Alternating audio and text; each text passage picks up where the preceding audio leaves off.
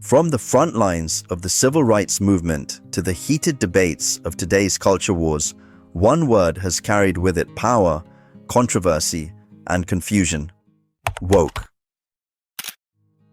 Once a term whispered in communities to signal awareness of injustice, it has now become a political flashpoint, dividing societies, fueling headlines, and sparking endless arguments online. But what does it really mean to be woke? Where did the term come from, and how did it transform from a rallying cry for justice into one of the most polarizing ideas of the 21st century? In this video, we trace the story of how wokeness evolved, survived, and eventually became the battlefield of our modern culture wars today. The roots of being woke. The roots of the word woke stretch far deeper than Twitter arguments or political speeches. In fact, the earliest uses can be traced back nearly a century ago within African American communities. The phrase "stay woke" originally referred to being alert or being aware of the world around you, awake to the dangers that others might ignore. But in Black vernacular, it carried a special weight. It meant being conscious of the realities of racism, injustice, and inequality. One of the earliest recorded uses comes from the 1938 song by blues musician Lead Belly, who sang about the Scottsboro Boys, 9 black teenagers falsely accused of rape in Alabama. He ended his story with a warning: "I advise everybody, be a little careful when they go along through there.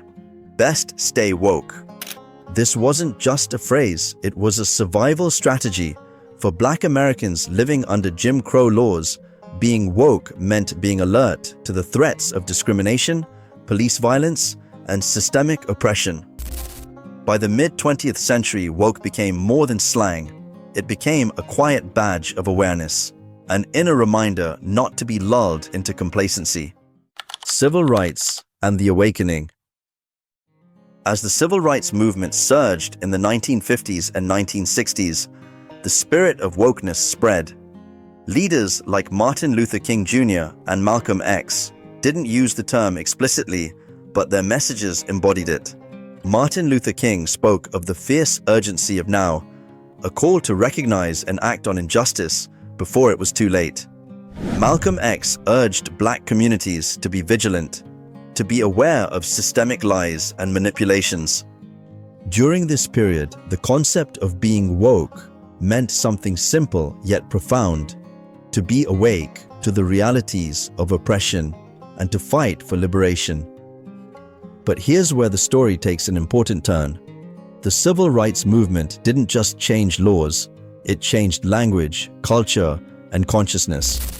Awareness of racial injustice began seeping into mainstream society, planting seeds that would later grow into broader movements for equality.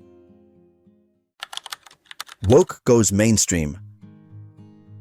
By the 1970s, woke was no longer confined to Black communities. As social movements expanded, feminism, environmentalism, gay rights, the idea of being conscious or awakened to injustice spread across activist circles.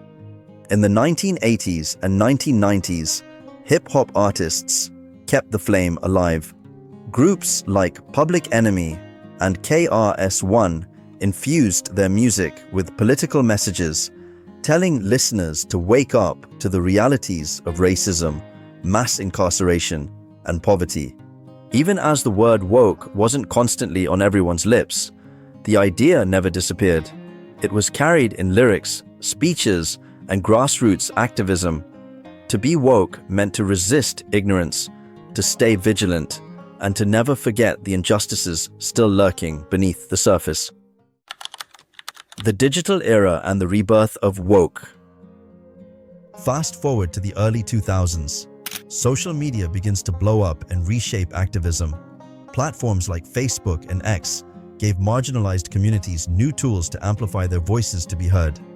And suddenly, the word woke makes a comeback. This time, it isn't whispered in songs or speeches, it explodes online. By the 2000s, especially with movements like Black Lives Matter, woke becomes a hashtag, a rallying cry.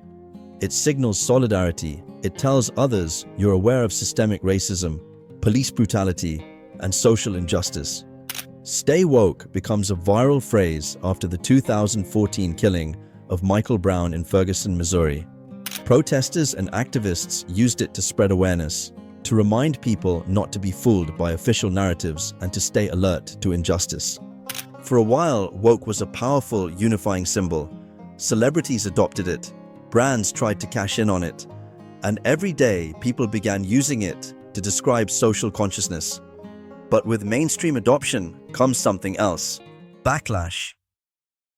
From badge of honor to political insult. By the late 2010s, woke begins to lose its original meaning. Conservatives and critics of progressive movements start using the term sarcastically, turning it into an insult. To them, being woke no longer meant awareness. It meant performative outrage, excessive political correctness, or moral superiority. Headlines warned of woke mobs, TV hosts mocked woke culture, and politicians began framing it as a threat to free speech, tradition, and even national identity. In just a few short years, woke had shifted from an empowering call to vigilance into one of the most polarizing labels of the decade: the culture wars and wokeness. This is where we arrive at the heart of the story: the culture wars. Today, wokeness is at the center of battles over free speech, education, entertainment, and politics. Debates over diversity training, gender identity, historical reckoning, and even movies and video games all get branded as woke. For some, being woke still means standing against injustice, advocating for marginalized voices, and pushing for a fairer society. For others, it has become shorthand for censorship, overreach, or radical ideology. And so, the word has been stretched, twisted, and weaponized, often bearing little resemblance to its original meaning. The global spread. Interestingly, wokeness is no longer just an American phenomenon. The term has traveled worldwide, entering debates in Europe, Australia, and Asia. In the UK, politicians argue over woke history when discussing colonialism.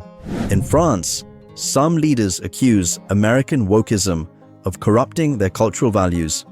Even in countries far removed from US politics, the term is now shorthand for progressive activism or for the backlash against it. What began as an African-American expression of vigilance against racism has now become a global cultural battleground. Where do we go from here? So what does the future hold for wokeness? As the language evolves, meanings do naturally shift.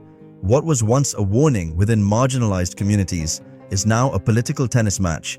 But beneath the noise, the deeper question remains: are we actually awake to the injustices around us, or are we choosing to stay asleep? Whether you see wokeness as a virtue or a vice, it reflects a society wrestling with its conscience. It forces us to ask, how do we balance progress with tradition, justice with freedom, awareness with tolerance for differing views? In the end, maybe being woke, in its truest sense, was never about politics, branding, or insults. Maybe it was always about one simple, timeless idea: to stay awake to the truth, even when it's uncomfortable. Conclusion. From the blues songs of the 1930s, through the marches of the 1960s, to the tweets and hashtags of today, woke has never been just a word. It's been a journey, a mirror of society's struggles, a reminder that every generation must decide: will we stay awake to injustice or drift back into the comfort of sleep? So what does woke mean to you? Let us know in the comments below.